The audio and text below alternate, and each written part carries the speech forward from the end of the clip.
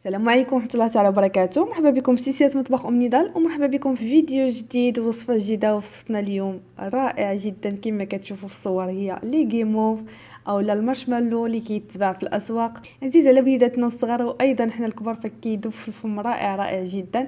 اليوم جبت لكم الوصفه والطريقه الناجحه ديالو باش تحصلوا عليه تماما كيف ما كنشريو. فما عليكم الا تتبعوا المقادير مضبوطه وايضا طريقه التحضير بكل مراحلها، وغادي تحصلوا على نتيجه رائعه.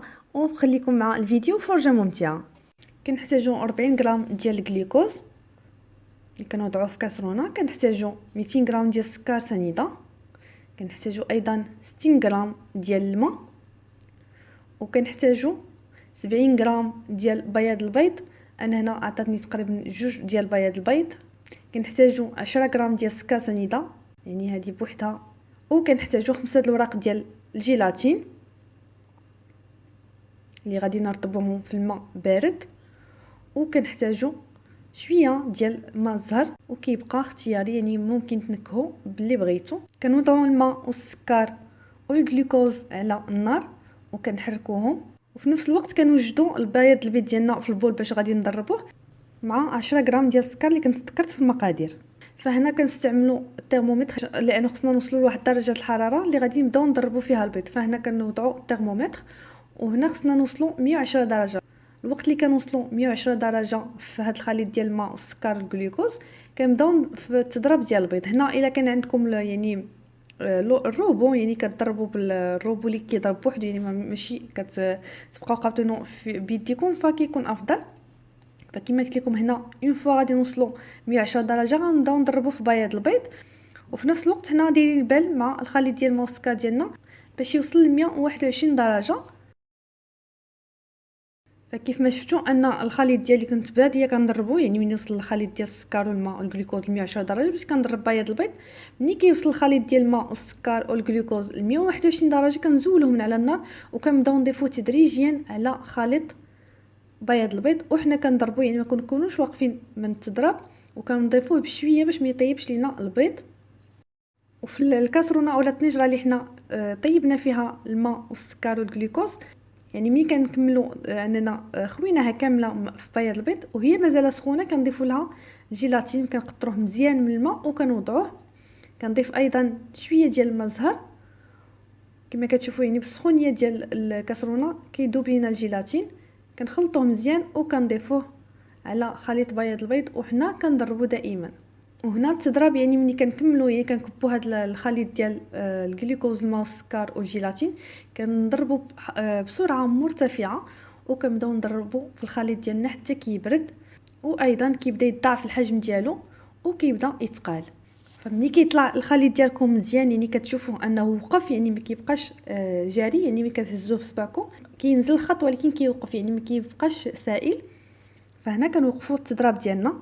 وهنا يعني في هذه الوصفه الا كان عندكم الضرب اللي كيضرب بوحدو، يعني ماشي تبقاو قابطينو بيديكم، فكيكون افضل لانه كيسهل عليكم هذه العمليه ديال انكم ديروا حوايج اخرين وفي نفس الوقت هو خدام كيضرب.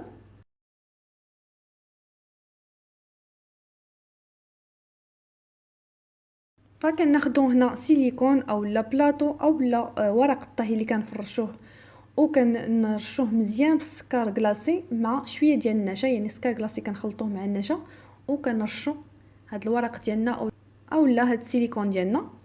فانا كما قلت لكم الا كان عندكم يعني الضرب كيضرب بوحدو، فهنا يعني هو كيضرب وانتم كديروا هاد العمليه، لانه مباشره بعد ما كنكملوا التضرب ضروري اننا نشكلوا لي غيموف ديالنا. ما كنكونوا موجدين البوشادوي ديالنا براس عادي كما كتشوفوا، وكنعمروا البوش ديالنا بالخليط. فهنا الا بغيتوا تلونوه اولا ديروا ليه نكهات كتقسموا الخليط ديالكم وكتضيفوا نكهه اولا الملون. وكنشكل كما كتشوفوا هنا واحد الحربل طويل من هذا الخليط. فهنا من الافضل يكون الراس ديال البوش ديالكم عريض شويه، يعني حتى الا كان كبر من هذا يكون افضل. وهنا خديت شويه من الخليط اللي غادي نضيف له شويه ديال النكهه ديال الفراوله، غادي تعطيني اللون وفي نفس الوقت غادي تعطيني النكهه اولا المذاق ديال الفراوله. فكما قلت لكم ممكن تكتفي فقط بالملونات، يعني ما عندكمش النكهات. فهنا باش تعطيكم الوان مختلفه الا بغيتوا تلونوا لي غيموف ديالكم. وهذا الشيء كنديروه يعني بسرعه لانه لي غاموف ديالنا كيتقصحوا اولا كيتجمعوا بفعل الجيلاتين. ايضا هادو ضفت لهم شويه ديال الملون ازرق كما كتشوفوا، وكنرش يعني من بعد ما كنكمل التشكيل ديالهم كنرش ايضا من الفوق شويه ديال النشا مخلطه مع السكر ثقيل مزيان، يعني كنغطيهم مزيان بالسكر ثقيل والنشا، وكنخليهم تقريبا واحد 20 حتى 25 دقيقه، يعني فقط هكا في الكوزينه ديالنا اولا فين شكلناهم، ما كندخلوهم لا ثلاجه لا فرن لا حتى حاجه، فقط كنحتفظوا بهم يعني كما شكلناهم. من بعد ما كدوز 20 دقيقه تقريبا، يعني كنتوما كتقيسوهم كتلقاوهم انهم بداو تيتجمعوا يعني ما كيلصقوش لينا بين يدينا، كنلفوهم مزيان في هذا السكر ثقيل مع النشا، وكنبقاو نلفوهم مزيان باش باش كينشفوا تماما يعني ما كيلصقوش لينا في يدينا، وكنقطعوهم بالشكل اللي بغينا وكنقدموهم فكيجيو رائعين رائعين جدا، كيذوبوا في الفرن. فكما كتشوفوا هذا هو الشكل ديالهم. هنا ايضا ممكن ديروهم هكا على شكل عقده كما كتشوفوا. فليكم الاختيار في طريقه التقديم، ونتلاقاو باش نشوفوا الشكل النهائي ديالهم. اذا هذا الشكل النهائي ديال لي غاموف ديالنا كما كتشوفوا فكيجيو على هذا الشكل. فهنا كما شفتوا انا استعملت اللون الغوز ايضا الشيبي اولا الازرق، يعني ممكن تستعملوا الالوان اللي بغيتو تشكلوهم كيف ما بغيتو، فكيجيو رائعين جدا. وهذا الشكل ديالهم كما كتشوفوا فكيجيو رطبين ايضا كيذوبوا في الفم. وصفه اللي غادي تعجب وليداتكم اكيد، والاهم انكم وجدتوها بيديكم. فنتمنى تعجبكم الوصفه وتجربوها لانه فعلا سهله وكتستحق التجربه. ولا عجبكم الفيديو ما تنسوش لايك تعليق اشتراك في القناه، وايضا المزيد من الوصفات زوروا الموقع اللي هو www.cuisineomnida.ma. وما تنسوش تنضموا صفحتي على الفيسبوك اللي هي شيوات اومنيدا سواء بالعربيه ولا بالفرنسيه. ومرحبا بكم دائما وبصحه وراحه.